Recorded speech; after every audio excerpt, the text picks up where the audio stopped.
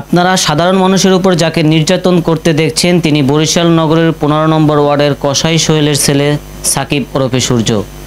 তাদের অত্যাচারের বিরুদ্ধে ফুঁসে উঠেছে নগরের 15, 16 ও 18 নম্বর ওয়ার্ডের সাধারণ মানুষ।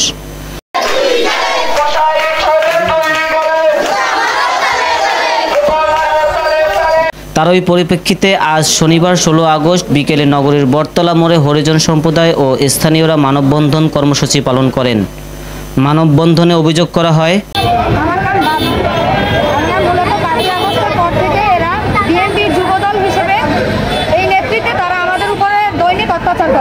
আমরা খুবই নির্যাতিত তাদের হাতে। তারা সন্ত্রাসী, তারা চাঁদাবাজি করে, এলাকায় ঢোকে, ঘরে ভাঙচুর করে টাকার জন্য।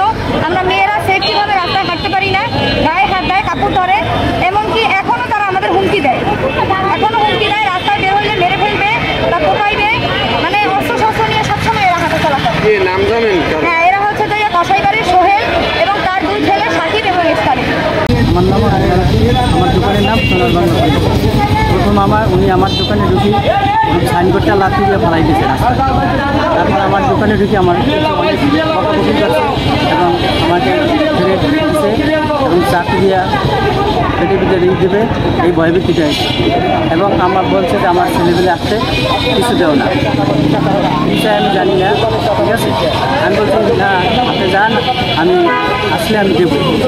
তারপরে 2-3 বার আমার দোকানে উঠছে, উঠতে আমাকে অনেক গালাগালি। এলাকাবাসীর দাবি দুষ্কৃতকারীদের দ্রুত আইনের আওতায় এনে দৃষ্টান্তমূলক শাস্তি নিশ্চিত করতে হবে।